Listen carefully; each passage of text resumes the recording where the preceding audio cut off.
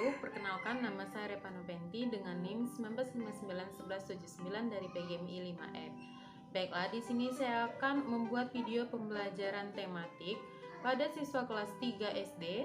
Tema 3 yaitu benda di sekitarku dan juga subtema 1 yaitu aneka benda di sekitarku.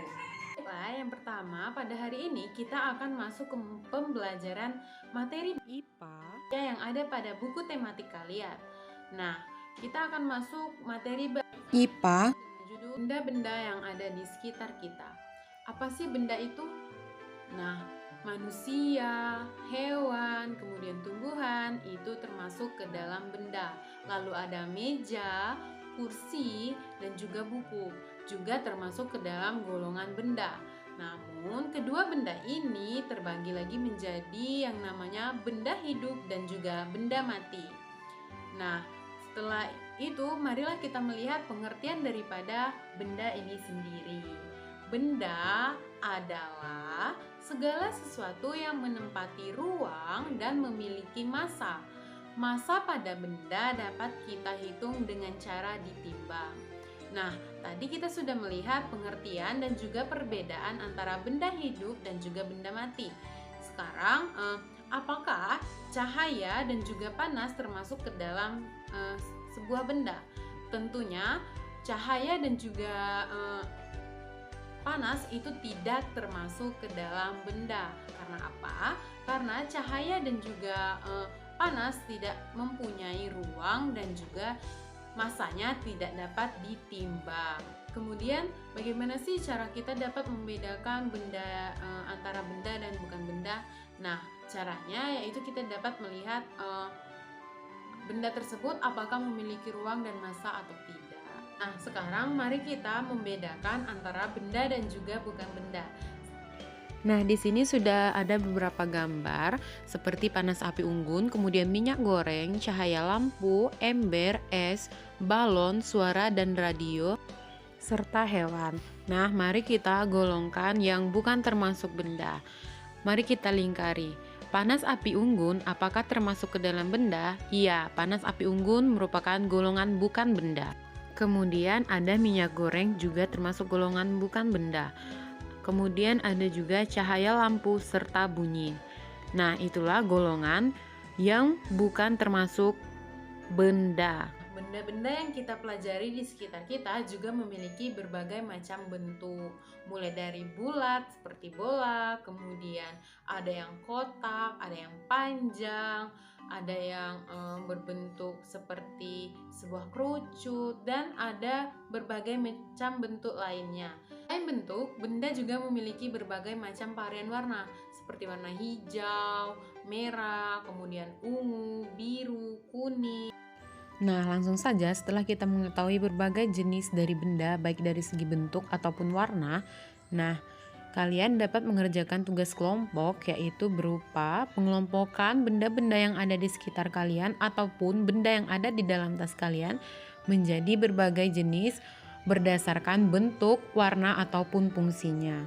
Nah, sekarang kita akan masuk pada materi pelajaran yang kedua yaitu materi pelajaran matematika di mana masih dengan tema yang sama yaitu benda-benda yang ada di sekitar kita. Nah, di sini sudah ada penggaris, kemudian meteran, lalu sudah ada roll meter dan juga meteran untuk bangunan.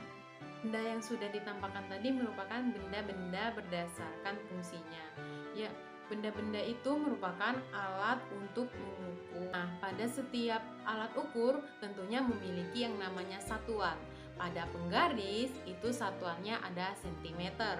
Kemudian pada meteran itu ada satuannya yang namanya meter. Nah, untuk itu mari kita mencoba berhitung menggunakan penggaris ataupun meteran. Nah, langsung saja di sini sudah ada 3 soal. Yang pertama itu ada sebuah penghapus. Nah, untuk mengukur menggunakan penggaris itu dari titik 0 sampai pada batas benda itu berhenti. Seperti pada penghapus, ini terlihat bahwa ukuran penghapus adalah 3 cm. Kemudian ada krayon dengan warna hijau yang memiliki panjang 7 cm. Nah, untuk soal nomor 3, kalian dapat mencoba bersama teman sebagai latihan. Ukur kemampuan anak-anak, anak-anak sekalian dapat mencoba di rumah itu mengukur benda-benda yang kalian miliki atau benda-benda yang ada di dalam tas kalian menggunakan penggaris. Kemudian hasilnya dikumpulkan minggu depan. Nah, selanjutnya kita akan belajar mengenai materi pelajaran SBDP. Nah, masih dengan tema yang sama, yaitu benda-benda di sekitar kita. Benda dapat dibuat dari berbagai macam bahan seperti dari batu, kemudian dari besi, dari kaca, dan juga plastik. Tentunya sebuah benda dapat menimbulkan suara yang khas jika diketuk. Benda-benda tersebut akan menghasilkan bunyi yang berbeda. Nah, pada setiap benda ini jika kita ketuk akan menimbulkan bunyi yang berbeda-beda. Ayo kita dengarkan bunyi-bunyi dari berbagai benda atau alat musik ritmis yang ada. Nah, alat musik ritmis sendiri adalah alat musik yang tidak bernada namun dapat menghasilkan irama lagu yang indah. Ada berbagai macam alat musik ritmis yang ada di sekitar kita. Berikut ini beberapa contoh dari alat musik ritmis. Ini adalah beberapa contoh dari alat musik ritmis seperti tamborin, kemudian ada gendang, dan lainnya. Untuk mengasah kemampuan kita, mari kita berlatih membuat pola irama lagu. Caranya dengan menggunakan alat musik ritmis ataupun tepukan tangan. Nah, berlatihlah memukul pada ketukan berirama menggunakan simbol berikut ini. Nah, jika ibu mengatakan memberikan tanda seperti ini merupakan simbol ketukan kuat. Jika seperti ini, berarti ketukan sedang yang dilambangkan dengan M. Dan jika seperti ini, simbol ini melambangkan ketukan lemah atau disimbolkan dengan R. Nah, berikut kita ikuti pola irama berikut. Nah, jika ada huruf K berarti ketukannya itu kuat, sedangkan M sedang dan L adalah ketukan yang pelan. Nah, di sini sudah ada pola irama yang terbentuk. Ada pola 1, pola 2, dan juga pola 3. Nah, kalian dapat melakukan percobaan dengan melakukan ketukan yang telah ditentukan tadi. Nah, kalian dapat melakukan dari pola 1 hingga pola 3. Kemudian untuk evaluasi pengetahuan kalian mengenai materi musik ritmis, kalian dapat mencoba membuat pola irama sendiri dengan menggunakan tepukan tangan ataupun benda-benda yang ada di sekitar.